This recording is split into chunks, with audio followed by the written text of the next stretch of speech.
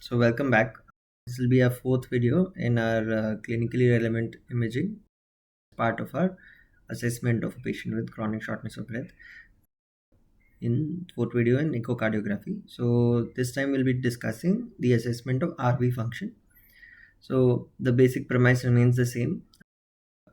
Ultrasound allows us to measure three things, that is the size of the structures that we're measuring, systolic versus diastolic or comparison between two structures during different parts of the cardiac cycle, the velocity of movement of tissues away or towards the probe, the velocity of movement of blood away or towards the probe, and from this we know that we can calculate the systolic and diastolic measurements of whatever structure we are measuring.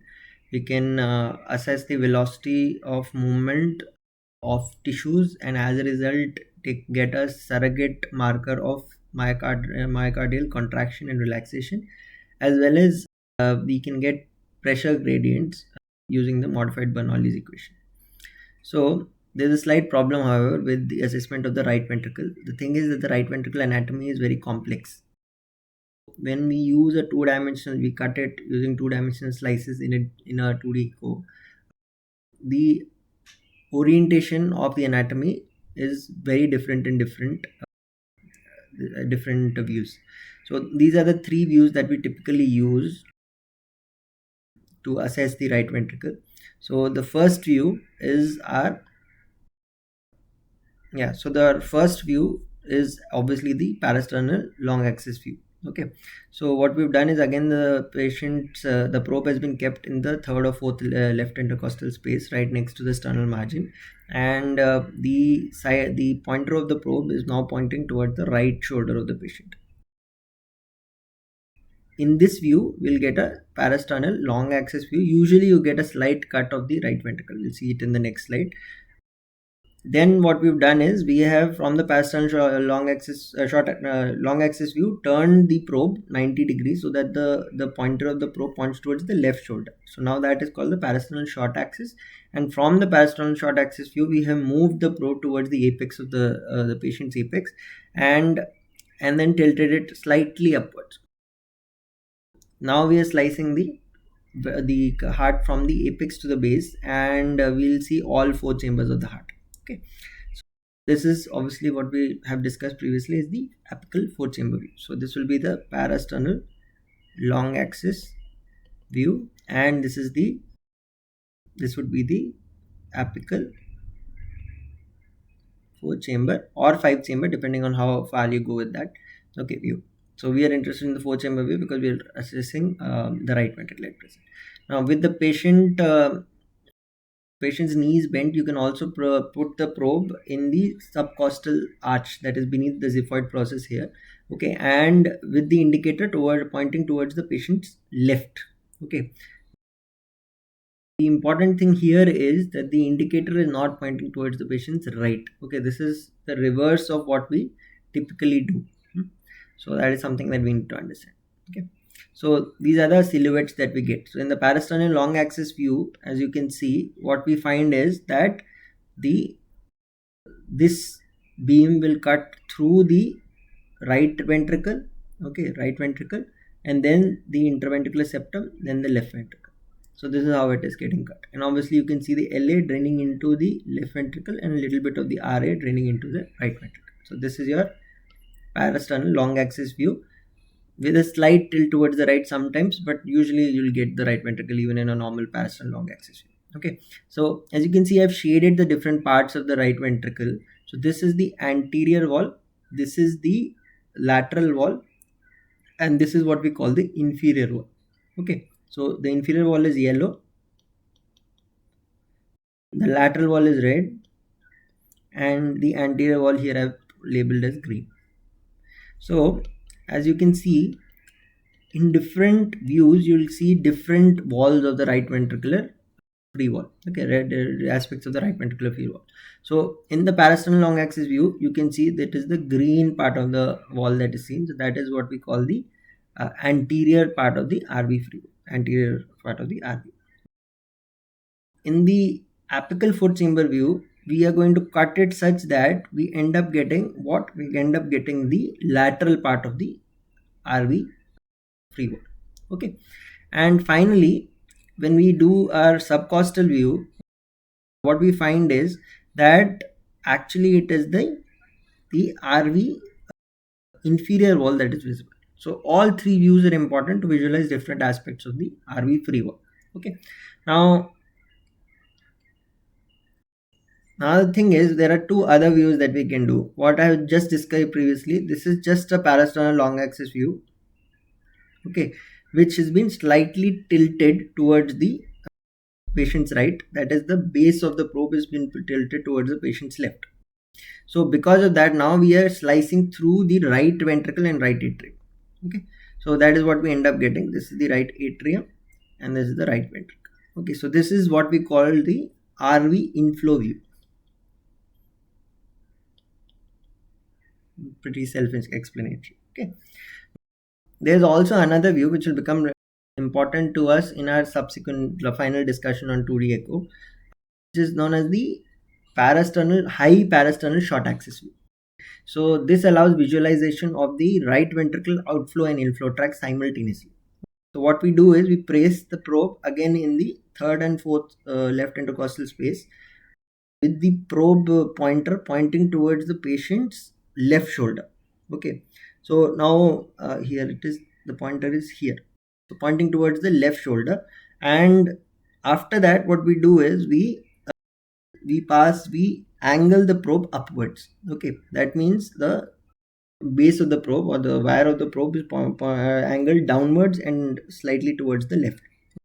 So as you go up and up, so if you were to keep it vertically, we would be slicing the left ventricle at the level of the papillary muscle. Now if you angle it a little bit, you will be passing through the valve, the atrioventricular valve, that is the tricuspid and mitral valves, and subsequently as you go further up, you end up actually slicing right through the outflow tracts. Okay, so as you can see, the beam here is slicing through the RV inflow, the RV outflow, and also through, very importantly, the aorta at the level of the sinuses of Valsalva here. Okay, so these are the structures that we'll see, and actually this view itself produces a very interesting cross section of the LV outflow and gives it on cross section gives this appearance. So this looks like the the copyrighted logo of the Mercedes-Benz company.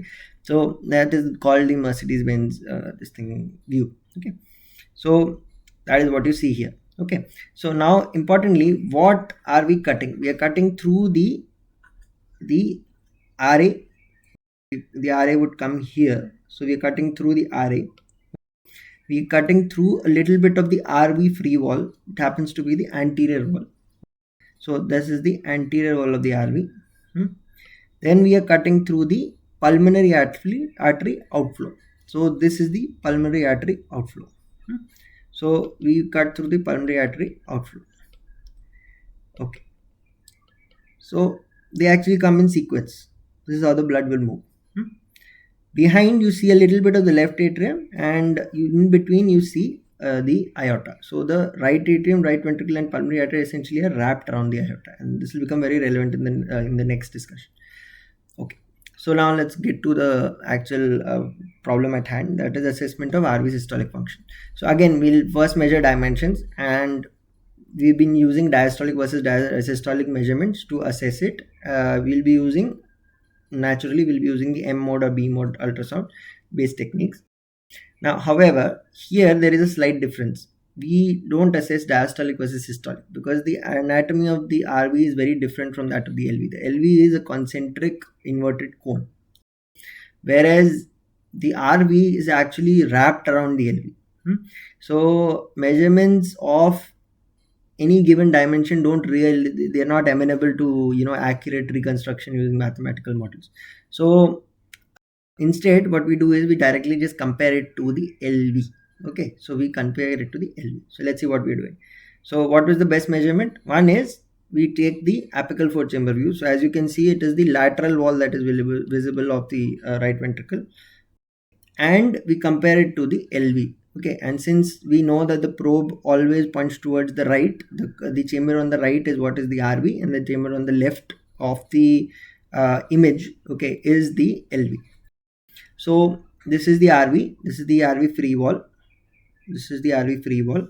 Okay, and what we do is we basically compare the area of the RV to that of the LV. This is done, semi-quantitatively.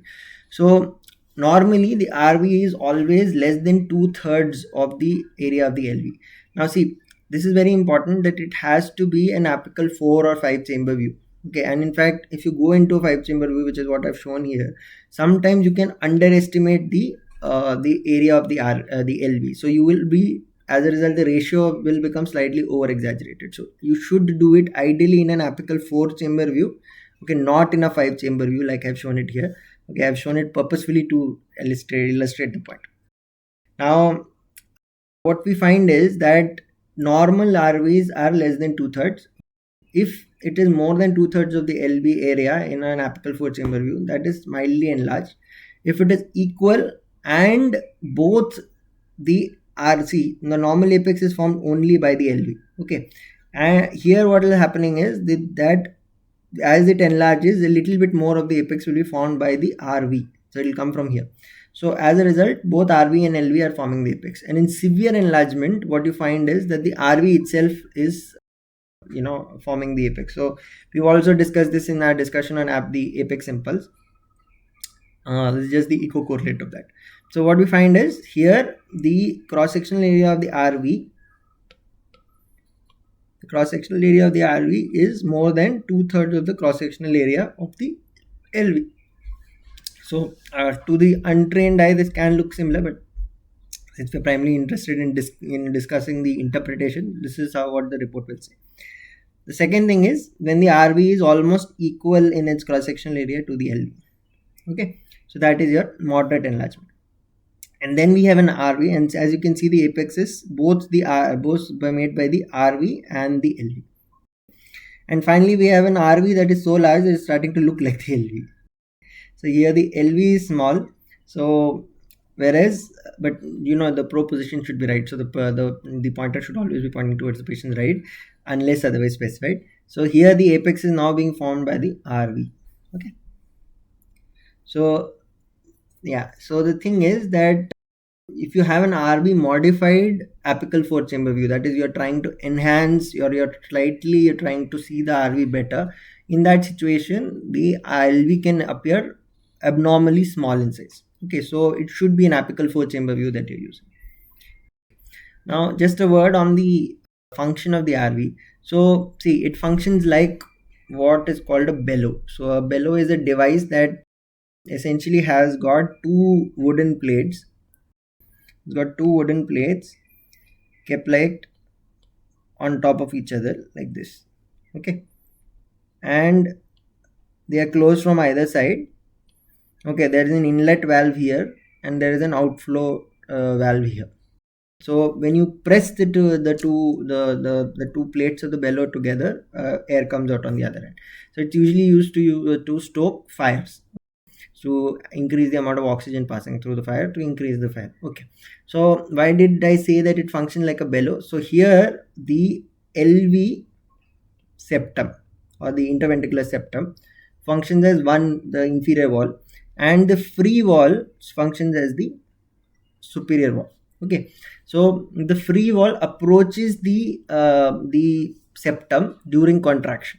Okay, and additionally the contraction actually decreases in that way. It is not a concentric contraction like it happened like the left ventricle.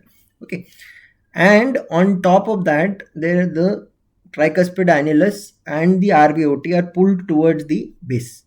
Okay, so like this during contraction. So the contraction mechanics are a little different. So so this is the view that we get, and this is the view that we are going to use. So as you can see here, we are going to use this view. This is the apical 4 chamber view. Okay, now in the apical 4 chamber view, or 5 chamber in this case, okay, we check the diameter of the right ventricle. So this can be done at the level of the tricuspid valve, That is, it could be done here, or it could be done at the mid cavity level. So the cutoffs that are given at the valve base are 40 millimeters or 4 centimeters, and in mid cavity it is 3 to 3.5 centimeters. Centimeters, not millimeters. Okay. Okay. So there are two systolic parameters that I use. Parameters that I use to assess the systolic function. Basically, we are assessing how well the apex pulls the base towards itself. So we can use either M mode. Okay, in this would be analogous to what we did with the LV. That is, we assess the MAPC in the LV. So this will become the TAPC, because it is now the tricuspid annulus that is being pulled downwards. And we can use tissue Doppler. Again, for the LV, we use the S prime wave. Here also we will use the S prime. Okay. So let's talk about the TAPC. So the TAPC is basically assessed in exactly the same way that we assess the MAPC. The only difference is that it is the line of interest is actually kept on the lateral tricuspid annulus. So as you can see, both cases it has been kept on the lateral tricuspid annulus. In the first case, when we pass an M mode line, so this would be time, and this would be distance from the probe. The y-axis would be distance from the probe. So as you can see, during systole, distance from the probe is decreasing. That is because the base is being pulled towards the apex, and then during diastole it is increasing. So what we do is we assess the difference between systole and diastole. So the difference between this and this, as you can see. Okay. So a normal TAPC, this patient has a normal TAPC. So a normal TAPC is, as you can see, more than 20 millimeters. Okay. Now usually a cutoff of 15 is what we use to say it is abnormal. So if it is less than or equal to 15, as you can see, it is considered low. Okay, and less than 10 is considered very low. So the first number, that just to recall, at the tricuspid annular base was 4 centimeters. For TAPC the number is 15. So 4 squared would be 16. So you can remember it as less than 16 or less than or equal to 15. Okay. So that is your TAPC. So now we are going to use assessment of velocities. So velocities can be of two types. They can be tissue Doppler, or they can be assessed using this thing, color Doppler, or pulse wave Doppler, or continuous wave Doppler rather. Okay, so velocities. So first velocity we'll use is, first we'll start with tissue Doppler. Okay, so in tissue Doppler, obviously just like the left ventricle, we're going to assess the S prime velocity. So the S prime velocity is the contraction, the velocity that corresponds to ventricular contraction. So the higher the S prime velocity, the stronger the contraction. The lower it is, the less strong the contraction. The waveform is essentially the same. So this would be isovolumetric contraction. This would be the systole. Okay, this would be your isovolumetric relaxation here. Okay, and finally we have our your diastolic waves. Okay, so this is negative is away from the probe, so this corresponds to ventricular relaxation. Okay, and then finally the valve is pulled towards the probe, or pushed towards the probe rather, by atrial contraction. Okay, so by atrial contraction it is it is pulled towards the probe by atrial contraction. Okay, so the curve is essentially very similar. So this is what we call the S prime wave. Okay, this is what we call the E prime wave, and this is what we call the A prime wave. So if this is not clear to you, please go back to the video on assessment of LV systolic function. Okay, our first video. Okay, so we are basically going to assess the peak S prime velocity. Okay, the peak velocity here. Okay, and that will be a surrogate marker of our RV contractility. So usually the cutoff is 12. So the first cutoff was 4. Then we had 4 squared, that is 16. Then 16 minus 4, which was 12. So you can remember it in that sequence. Again, this is the apical four-chamber. Now using continuous or pulse wave Doppler, ideally continuous wave Doppler. Okay, you can now assess the tricuspid regurgitant velocity. Now the thing is that usually the tricuspid valve is completely closed during ventricular systole. If it is not closed, you get a jet and into the right atrium. Now that jet allows us to actually calculate the systolic pressures within the right ventricle using the modified Bernoulli equation. So the thing is, to assess the RV systolic pressure, we need the peak TR velocity, or the tricuspid regurgitation velocity. So this is using the modified Bernoulli equation. So that is what we are going to assess. So there are certain, this is very amenable to incorrect measurement. So there are some clear guidelines that have been published to, on the quality of the image and the protocol that is required. And this is something that you need to go through with a cardiologist. I am not discussing the details of how to measure things on echo. It is an interpretation video, so I will not be enumerating them, but feel free to take a screenshot and go through it yourself. Continuous wave Doppler should be used to assess the peak TR velocity, again because we don't want to underestimate or undersample the video, this thing. So it should be continuous wave, not pulse wave. Okay. And this is the exact same wave that we got for our LVOT waveform, if you remember. So this is away from the probe. So this is the systolic blood that is going into the RVOT into the pulmonary artery through the RVOT.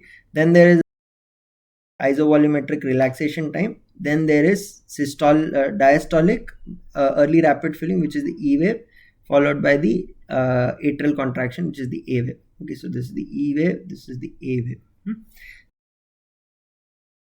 What are we interested in? We are interested in the isovolumetric relaxation time, and we are interested in the RV in this time, diastolic relaxation time. Okay, so these are not usually typically used. These are used more for the left ventricle. Now, okay, so the RV systolic pressure can then be calculated using the simplified Bernoulli equation. So as we've seen, this parameter is based on 0.5 times the density of the blood, which is approximated to 4. This is the peak tricuspid velocity, and this is the right atrial pressure. So we need to calculate the right atrial pressure, or estimate the right atrial pressure, which is estimated using the IVC diameter and collapsibility. So if the diameter is less than 2.1 centimeters and there is more than 50% collapsibility, that is completely normal. So that is the normal central venous pressure of 3 millimeters of mercury. If the diameter is still less than 2.5 but collapsibility is slightly decreased, then the pressure is estimated slightly higher at 8 millimeters of mercury. If the IVC diameter is more than 2.1 centimeters, then more than 50% collapsibility is still 8 millimeters of mercury, but less than 50% collapsibility becomes 15 millimeters of mercury. So here it will be either 3, 8 or 15 millimeters of mercury added to the peak tricuspid regurgitation velocity. Now, how do I assess right ventricular diastolic function? Now, the issue is that to assess left ventricular diastolic dysfunction, what was I doing? Okay, so to assess left ventricular diastolic dysfunction, I was using the E and A waves of inflow into the from the left atrium into the left atrium into the left ventricle. However, we have a advantage on the right side. We can directly assess the veins that are draining into the right atrium. Okay, so we can get velocity measurements there. So that allows slightly better assessment of right atrial pressure as well as the functioning of the right atrium. As you can see, as I've discussed previously, the cardiac cycle correlates with the venous pulsations that we see in the JVP, and that the pressure changes that are occurring within the right atrium. Now, these same changes, the pressure changes here correlate with changes in velocity in the veins that are proximal or before the right atrium. So the IVC, the hepatic vein, okay, directly drain into the right atrium. So as the pressure increases or decreases within the right atrium, there is either flow towards the right atrium or away from the right atrium in both the IVC and the hepatic vein. And that flow we can directly measure in a subcostal view using your velocity, using your Doppler probes, Doppler assessment. So this is the waveform that we get, this waveform. 2 negative waves followed by a positive wave. That is routine to call these waves the S wave, the D wave, and this the A wave. Okay, and sometimes there is a slight positive wave here, which is then called the V wave, which is not necessarily always present, but there are 2 negatives followed by a positive in a normal assessment of the hepatic vein isoform. What we're going to do, however, is we're going to understand how this helps you understand the right ventricular diastolic dysfunction. Yeah, so now let's go on to that assessment. Okay, so this is the isoform. So let's see what is happening here and what it represents. We are interested in the RV diastole. So RV diastole corresponds to what? It corresponds to the opening of the tricuspid valve, because the tricuspid valve opens during when as the ventricle relaxes and the pressure within the right ventricle decreases. Okay, and the right atrial pressure exceeds the pressure within the right ventricle. Okay, till the tricuspid valve closure, because that would indicate that pressure in the right ventricle is now increasing, and that happens with systole. So this much is diastole, and this is systole. This is the systole of the preceding cycle. So that much orientation is clear. Now see, during ventricular systole, what is happening is that the ventricle has not completely relaxed back to having low pressures. So at this point, blood is coming from the IVC or the hepatic vein into the right atrium. Okay, but the tricuspid valve is closed. So at this point, the right atrium is functioning like a reservoir for the blood. Okay, so if right atrial pressures are elevated, at this point, this velocity, which is negative in this waveform, because this velocity is away from your probe rather than kept here. So the blood is moving like this. This forward velocity towards the right atrium, or this negativity of this wave, would decrease. So it would go up. On the other hand, after the opening of the tricuspid valve,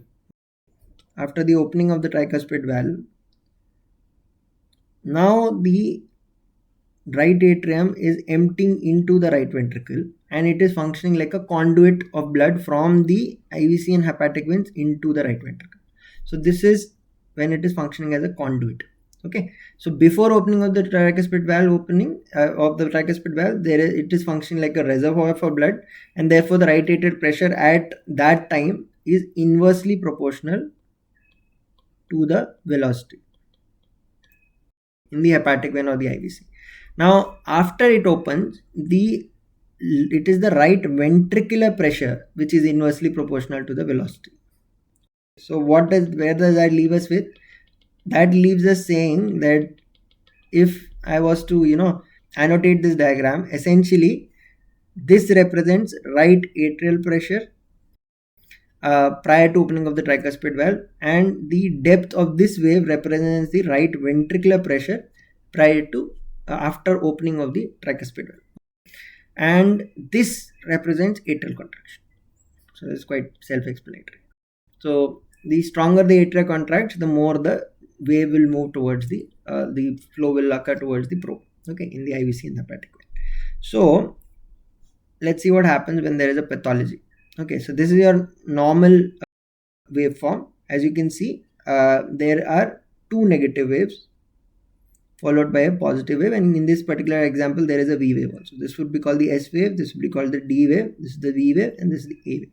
Okay, these are just random this thing. So this is the reservoir function, and this is the conduit function of the right atrium, and this is the atrial contraction. Okay, so that's very clear. And now let's see what happens when there is an increase in right atrial pressure. So when the right atrial pressure is increased, what we find is that now at the time the tricuspid valve is closed, there is no blood going into the right ventricle, there is nothing coming here. So the blood is going from the IVC and the hepatic vein into the right atrium. So if the right atrial pressure was to increase, what would happen is that the forward flow towards the right atrium would decrease. So as a result, this wave is becoming less in magnitude or less negative. So this means that the reservoir function of the right atrium is impaired, and that implies that there is increased right atrial pressure. So any pathology that causes an increase in right atrial pressure would have this effect. Now, if however once the tricuspid valve opens, so once the tricuspid valve has opened up, what we find is that now the tricuspid valve is open.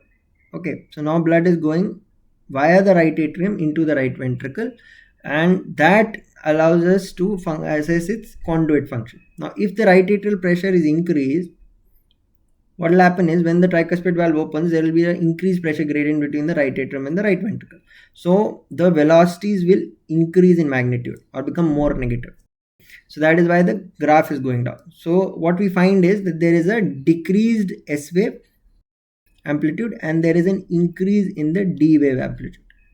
So this indicates that right atrial pressure is increased, and actually any of the pathologies that we've discussed in terms of the pathology like constrictive pericarditis that correspond to a large V wave with a rapid Y descent. Okay, so this would be large V wave plus rapid Y descent are this. They look like this on a hepatic vein isoform. Okay, so I think that much should be clear to you. If not, please go over it again. It's a slightly complicated concept. On the other hand, if there is, say, a ventricular dilatation defect that is present during early and middle and late diastole, like say there is a ventricular hypertrophy, RV hypertrophy, the right atrial pressure would rise. So this would still keep happening, but once the tricuspid valve opens, the flow into the right ventricle would not be very high. Okay, so this would also be going up. So that happens when you have RV hypertrophy, tamponade compressing the right ventricle. So both of these situations, the positive pressure on the ventricular relaxation, right ventricular relaxation is impaired throughout diastole. Okay, so this is another way of assessing the different types of diastolic dysfunction that we can occur. Okay, the rich differentials that we had discussed in our previous video. And importantly, R was here for R stood for restrictive cardiomyopathy. Now, in case of restrictive cardiomyopathy, what would you see? You could see the first pattern, that you could see a decrease in the S wave with a decrease in D wave. Okay, but as I have already discussed, a rapid Y descent. In all cases with increased V wave, you get a rapid Y descent, typically except right ventricular cardiomyopathy, restrictive cardiomyopathy. So restrictive cardiomyopathy, you would get a decrease in S wave and a decrease in D wave. Correct? That is understandable. Now, if there is strong atrial contraction, naturally there will be increase in A wave. That is very self-explanatory. So now, just as a thought exercise, this is a venous tracing that I have taken through the hepatic vein. Okay, and this is, I have also made a respiratory tracing. So this is corresponding to the respiratory cycle also. Okay, so as you can see clearly, this is the R wave on the ECG. So if there is an R wave, after that you have ventricular contraction. So when there is ventricular contraction, the tricuspid annulus is closed. That is very obvious. So somewhere around here, the tricuspid valve closes. Now after that, eventually the ventricles will start to relax. When the ventricles start to relax, the tricuspid valve eventually will open up. Now see, this is a very odd looking curve. So essentially what is happening is that the ventricles are starting to relax here, and when the ventricles start to relax, at that point the tricuspid valve opens up. So actually what you see here is, this was actually our negative wave, that is your negative wave corresponding to early rapid filling. That was your S wave, or our right atrium's reservoir function. Now this should have been negative, but instead of that we are actually having a positive wave. So that is a very odd thing, and that is happening here because essentially what is happening is you got a proper increase in right atrial pressure. Okay, now also you can see that during our diastole, as the diastole goes forward, there is a rapid Y descent, but there is also reversal, and that reversal of flow is very odd also. So why is there a reversal of flow? Again, that indicates that in this particular case, the dilatation of the right ventricle during is suddenly getting stopped.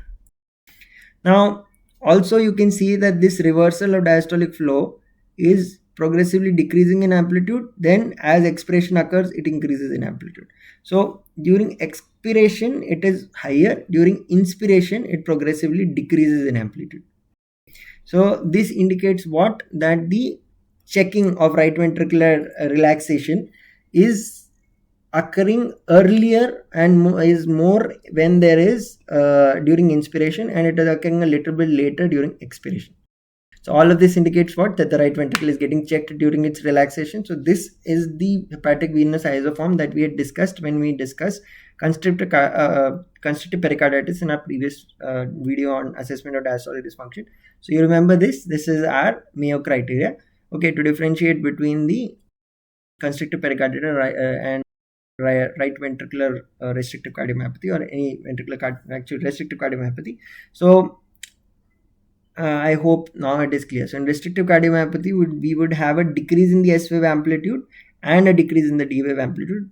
They would essentially look very normal. In restrictive cardiomyopathy, you would have a reversal in diastole, and that reversal would actually be exaggerated by inspiration and would not be as significant during expiration. And we had given cutoffs for these. Please look at the previous video and have a look at the cutoffs. Okay, so that is it for the assessment of the right ventricular systolic and diastolic function. So in the next video we'll be discussing assessment of pulmonary hemodynamics, and I'll be emphasizing on the need to not overtly depend on pulmonary artery hemodynamics estimated on echo, because pulmonary artery hemodynamics are assessed using a lot of assumptions, okay, and those assumptions need to be kept in mind while we are assessing our interpreting our echos. So we'll be discussing that in great detail, and again later on when we come to our discussion on pulmonary hypertension and subsequently its imaging, we'll understand how an HRCT may be a better marker and have more positive predictive value than an echo. Okay, so thank you, and I'll see you next time.